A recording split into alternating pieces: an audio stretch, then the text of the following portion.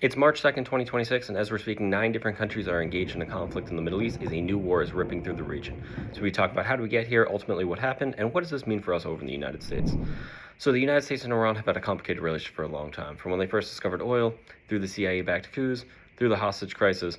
But for this conflict, generally, it seems to have started in June of 2025, when on June 13th, Israel, seeing Iran's growing capability of building a successful nuclear missile, bombs nuclear facilities, and essentially starts what's called the 12 Days War.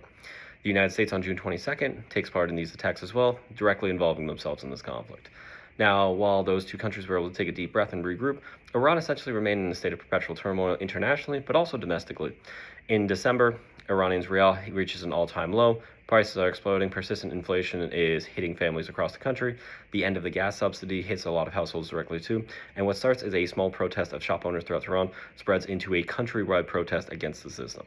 The response by the Iranian government is extremely harsh. Tens of thousands of peaceful protesters are murdered at the hands of the national police, essentially as they treat the problem with a hammer and refusing to come to the table to negotiate any of this.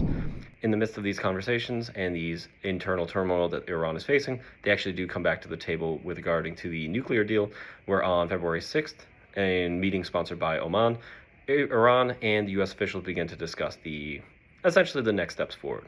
On February 27th, the Iranian foreign minister says that everything is going particularly well, significant progress made, and Iran agrees to reduce its nuclear stockpiles to what they call the lowest limit possible. Trump calls it a success. He says diplomacy comes first, but he leaves all options on the table.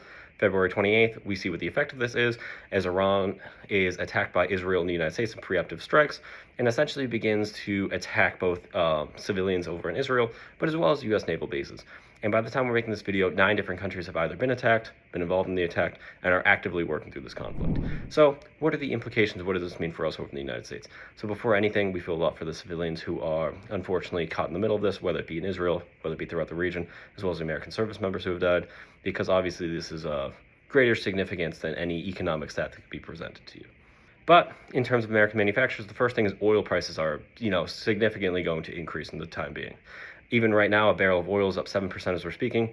It is said that if Iran was to close the Strait of Hormuz, which manages 15 to 20% of the global supply of oil out of the region, it was projected that 20, 30, 40% possibly of gasoline increase prices are going to be coming to the United States, is of such significance that it's hard to even put it into a proper measure. Now, obviously, there's a lot of simple implications for this. There's higher prices at the pump, higher prices for home heating. There's also going to be significant business increases as that, essentially the entire world runs on oil. And one of the things to look at is decreasing the price of gasoline has been a big part about the headline inflation coming down.